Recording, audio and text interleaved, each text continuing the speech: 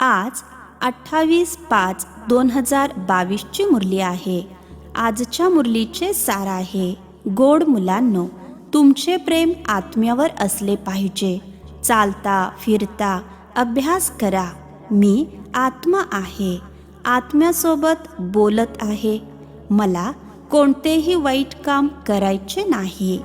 आजचा प्रश्न आहे, बाबांद्वारे रचलेला यज्ञ जोपर्यंत चालत आहे तोपर्यंत ब्राह्मणांना बाबांचा कोणता आदेश जरूर पालन करायचा आहे? उत्तर, बाबांचा आदेश आहे, मुलांनो, जोपर्यंत हा रुद्रयज्ञ चालत आहे तोपर्यंत तुम्हाला पवित्र जरूर राहायचे आहे. तुम्ही ब्रह्माची मुले, ब्रह्माकुमार कुमारी कधीही विकारामध्ये जाऊ शकत नाही. जर कोणी या आदेशाची अवज्ञा केली तर फार मोठ्या दंडाचे भागीदार बनतात. जर कोणामध्ये क्रोधाचे पण भूत असेल तर ते ब्राह्मण नाहीत. ब्राह्मणांना देही अभिमानी राहायचे आहे, कधी विकाराच्या वशीभूत व्हायचे नाही. आजचे गीत आहे, ओ दूर के मुसाफिर. ओम शांती. या दूरच्या प्रवाशाला तुम्हा ब्राह्मणांशिवाय कुणीही मनुष्य मात्र जाणत नाही. बोलावतात पण हे परमधाममध्ये निवास करणारे परमपिता परमात्मा या. पिता म्हणतात, परंतु बुद्धीमध्ये येत नाही की पित्याचे रूप काय आहे, आत्मा काय आहे. जरी समजतात आत्मा भ्रुकुटीच्या मध्ये ताऱ्याप्रमाणे राहते, बस अजून काहीच जाणत नाहीत. आमच्या आत्म्यामध्ये 84 जन्मांचा अभिनय भरलेला आहे. या गोष्टीचे काहीच ज्ञान नाही. आत्मा या शरीरामध्ये कशी प्रवेश करते हे सुद्धा जाणत नाहीत. जेव्हा आत हालचाल होते तेव्हा माहीत पडते की आत्म्याने प्रवेश केला आहे. मग जेव्हा परमपिता परमात्मा म्हणता तर तेही आत्माच बाबा म्हणत असते. आत्मा जाणते की हे शरीर लौकिक पित्याचे आहे. आमचे पिता तर ते निराकार आहेत. जरूर आमचे पिता सुद्धा आमच्यासारखेच बिंदू स्वरूप असतील. त्यांची महिमा पण गातात. मनुष्य सृष्टीचे बीजरूप ज्ञानसागर पतित पावन आहेत, परंतु किती मोठे व लहान आहेत हे कुणाच्याही बुद्धीमध्ये बसत नाही. अगोदर तुमच्या बुद्धीमध्ये पण नव्हते की आपली आत्मा काय आहे. जरी परमात्म्याची आठवण करत होते की हे परमपिता, परंतु काहीच जाणत नव्हता. बाबा तर निराकार आहेत. मग ते पतित पावन कसे आहेत? काय जादू करतात का? पतितांना पावन बनविण्यासाठी जरूर येथे यावे लागते.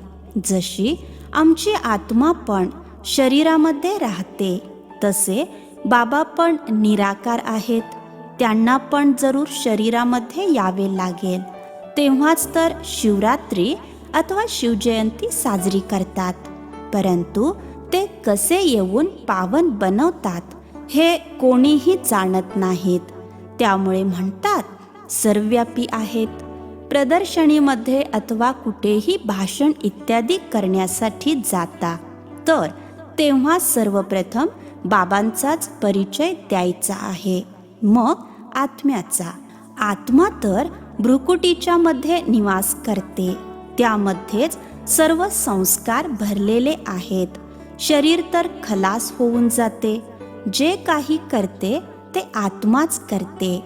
शरीराची कर्मेंद्रिये आत्म्याच्या आधारावरच चालतात. आत्मा रात्रीला अशरीरी होऊन जाते. आत्माच म्हणते, आज मी खूप छान आराम केला. आज मला आराम मिळालेला नाही. मी या शरीराद्वारे हा धंदा करत आहे. अशी तुम्हा मुलांना सवय पडली पाहिजे. आत्माच सर्व काही करते. आत्मा शरीरामधून निघून गेली तर त्याला शव म्हटले जाते. काही कामाचे राहत नाही. आत्मा निघून गेल्याने शरीराला दुर्गंध येतो, तर शरीराला नेऊन जाळून टाकतात. तर तुमचे आत्म्यावरच प्रेम आहे.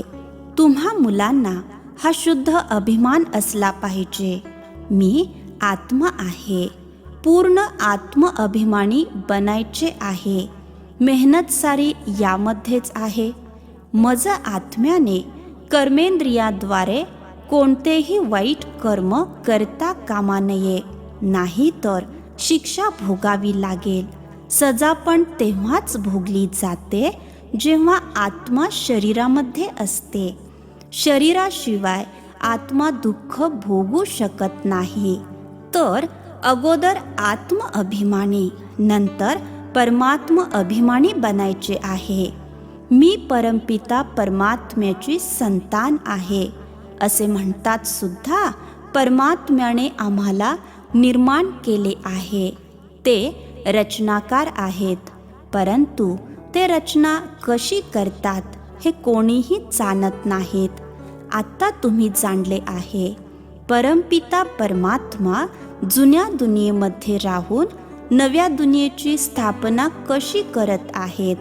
पहा कशी युक्ती आहे. त्यांनी तर प्रलय दाखविला आहे. ते म्हणतात, पिंपळाच्या पानावर एक बालक आला, मग बालिका तर दाखवितच नाहीत. याला अज्ञान म्हटले जाते. असेही म्हणतात, भगवंतांनी शास्त्र बनविले. व्यास तर भगवान होऊच शकत नाहीत. भगवान बसून शास्त्र लिहितील काय? त्यांच्यासाठी तर गायन आहे की ते सर्व शास्त्रांचे सार समजावतात. बाकी हे वेद शास्त्र वाचल्यामुळे कुणाचेही कल्याण होऊ शकत नाही.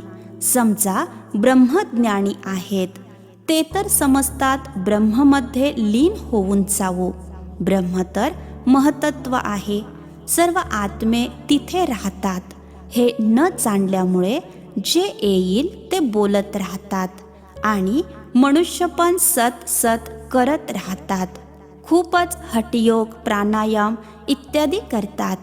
तुम्ही तर करूच शकत नाही. तुम्हा नाजूक कन्या मातांना त्रास कसा देणार? अगोदर तर माता राजविद्या पण शिकत नव्हत्या. थोडी भाषा शिकण्यासाठी शाळेमध्ये पाठविले जात होते. बाकी नोकरी तर करायची नाही. आता तर मातांना शिकावे लागते. कमाई करणारा पती नसेल तर आपल्या पायावर उभी राहू शकेल. कुणाकडून मदतीची भीक घ्यावी लागू नये म्हणून. नाहीतर कायद्यानुसार मुलींना घरातील कामे शिकवली जातात. आता तर बॅरिस्टरी, डॉक्टरी इत्यादी शिकत राहतात. इथे तर तुम्हाला आणखी काही करायचे नाही. फक्त पहिल्या प्रथम कुणालाही बाबांचा परिचय द्यायचा आहे. निराकाराला तर सर्व शिवबाबा म्हणतात, परंतु त्यांचे रूप काय आहे कोणीच जाणत नाहीत. ब्रह्म तर तत्व आहे. जसे हे आकाश किती मोठे आहे, अंत गाठू शकत नाही, तसेच ब्रह्मतत्वाचा पण अंत नाही. त्याच्या अंश मात्रमध्येच, म्हणजेच एवढ्या कमी जागेमध्ये आपण आत्मे राहतो. बाकी सर्व पोकळीच पोकळी आहे. सागर पण अथांग आहे, त्याचाही अंत गाठू शकत नाही. प्रयत्न करतात वरती जाण्याचा, परंतु जाता जाता त्यांचे सामानच नाहीसे होऊन जाते. तसेच महतत्व पण अथांग आहे.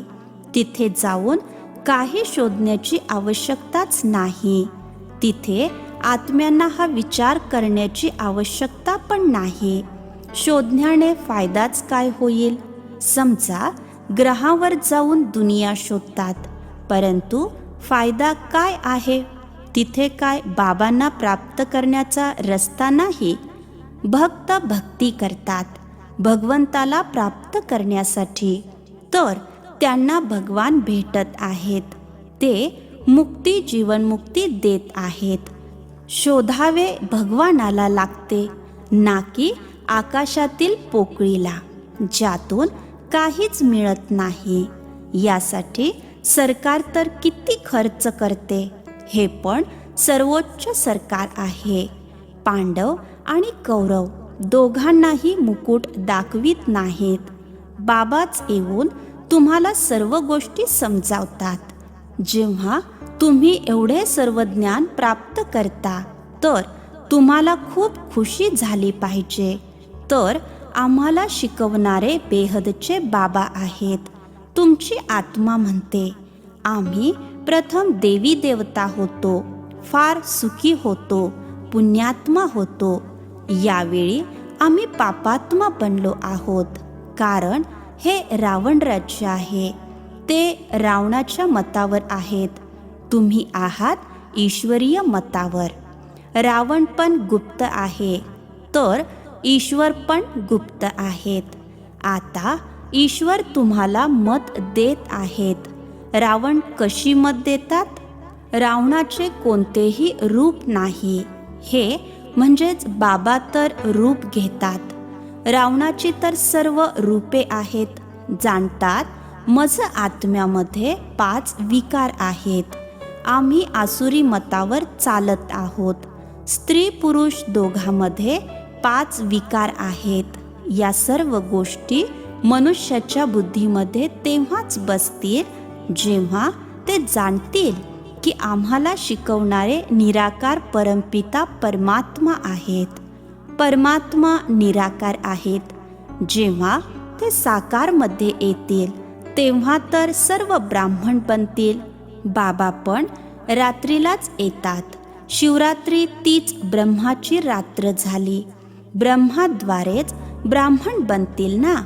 यज्ञामध्ये ब्राह्मण जरूर पाहिजेत.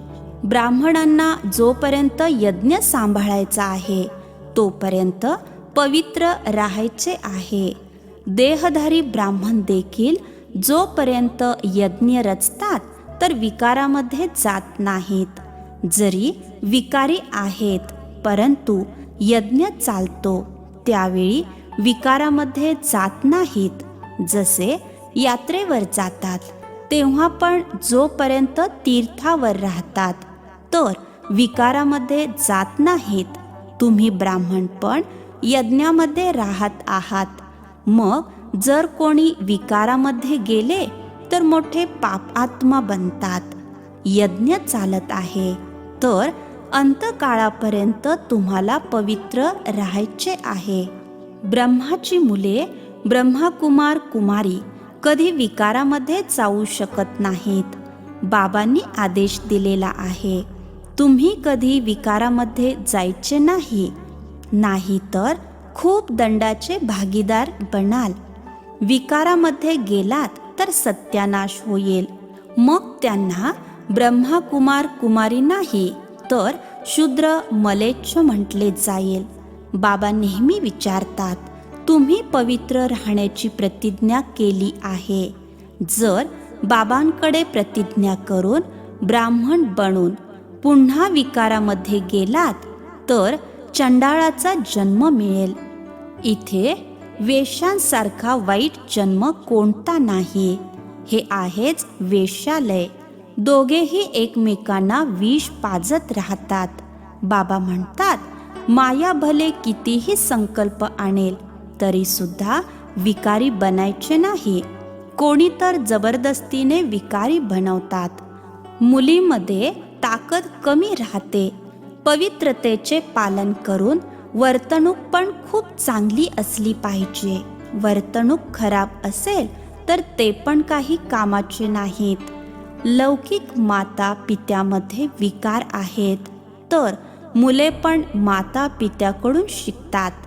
तुम्हाला पारलौकिक बाबा तर हे शिक्षण देत नाहीत. बाबा तर देही अभिमानी बनवतात. कधी क्रोध करायचा नाही, तर त्यावेळी तुम्ही ब्राह्मण नाही, चांडाळ आहात. कारण क्रोधाचे भूत प्रवेश करते. भूत मनुष्याला दुःख देतात. बाबा सांगतात, ब्राह्मण बनून कोणतेही शैतानी काम करायचे नाही. विकारामध्ये गेल्याने तुम्ही यज्ञाला अपवित्र बनवतात. यामध्ये खूप खबरदारी घेतली पाहिजे. ब्राह्मण बनणे काही मावशीचे घर नाही.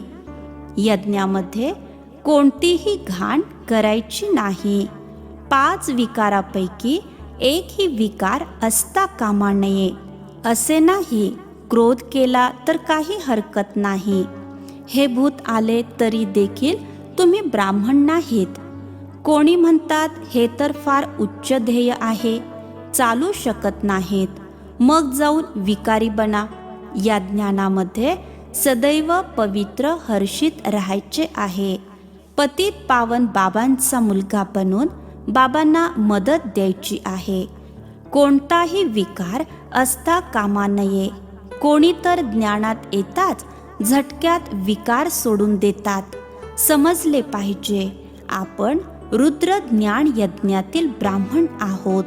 आपल्याकडून असे कोणतेच काम होता कामा नये जे मनाला खात राहील. मनरूपी आरशामध्ये पाहिले पाहिजे की आम्ही लायक आहोत. भारताला पवित्र बनविण्यासाठी आम्ही निमित्त आहोत. तर योगामध्ये पण जरूर राहिले पाहिजे. संन्यासी लोक फक्त पवित्र बनतात, बाबांना तर जाणत नाहीत. हठयोग इत्यादी पुष्कळ करतात, प्राप्ती काहीच नाही. तुम्ही जाणले आहे, बाबा आले आहेत शांतीधामला घेऊन जाण्यासाठी. आपण आत्मे तेथील रहिवासी आहोत. आम्ही सुखधाममध्ये होतो, आता दुःखधाममध्ये आहोत. आता संगम आहे. याचे स्मरण करत राहिले तरी सदा हर्षित राहाल. जसे पहा, हा बेंगलोरचा अंगणा मुलगा नेहमी हसत राहतो. बाबा म्हणताच खुशीने भरपूर होऊन जातो. यांना खुशी आहे, मी बाबांचा मुलगा आहे. जो पण भेटेल त्यांना ज्ञान सांगत राहा. हो, कोणी टिंगल सुद्धा करतील, कारण नवीन गोष्ट आहे. कोणीही जाणत नाहीत की भगवान येऊन शिकवत आहेत. कृष्ण तर कधी येऊन शिकवत नाहीत. अच्छा, गोड गोड खूप वर्षांनी भेटलेल्या मुलांप्रती मातपिता बापदादांची प्रेमपूर्वक आठवण आणि सुप्रभात. आत्मिक पित्यांचा आत्मिक मुलांना नमस्ते. आम्हा आत्मिक मुलांचाही आत्मिक पित्यांना नमस्ते. धारणेसाठी मुख्य सारांश. पहिला पॉइंट, रुद्र ज्ञान यज्ञाचे ब्राह्मण बनून असे कोणतेही काम करायचे नाही जे मनाला खात राहील. कोणत्याही भूताच्या वशीभूत व्हायचे नाही. दुसरा पॉइंट, पतित पावन बाबांचे पूर्ण मदतगार बनण्यासाठी नेहमी पवित्र आणि हर्षित राहायचे आहे. ज्ञानाचे स्मरण करून हर्षित राहायचे आहे. आजचे वरदान आहे, प्रसन्न चित्ताद्वारे आशीर्वादांच्या विमानामधून उडणारे संतुष्ट मनी भव. प्रसन्न चित्ताद्वारे आशीर्वादांच्या विमानामधून उडणारे संतुष्ट मनी भव. विस्तार आहे, संतुष्ट मणी त्यांना म्हटले जाते जे स्वतःवर, सेवेवर आणि सर्वांवर संतुष्ट आहेत. तपस्येद्वारा संतुष्टतारूपी फळ प्राप्त करणे हीच तपस्येची सिद्धी आहे. संतुष्ट मणी ते आहेत ज्यांचे चित्त नेहमी प्रसन्न आहे. प्रसन्नता म्हणजे मन बुद्धी नेहमी आरामात असावे, सुखचैनच्या स्थितीमध्ये असावे. असे संतुष्ट मणी स्वतःला सर्वांच्या आशीर्वादांच्या विमानामध्ये उडण्याचा अनुभव करतील. आजचे बोधवाक्य आहे, खऱ्या मनाने दाता विधाता वरदात्याला राजी करणारेच रुहाणी मौजमध्ये राहतात. अच्छा, ओम शांती.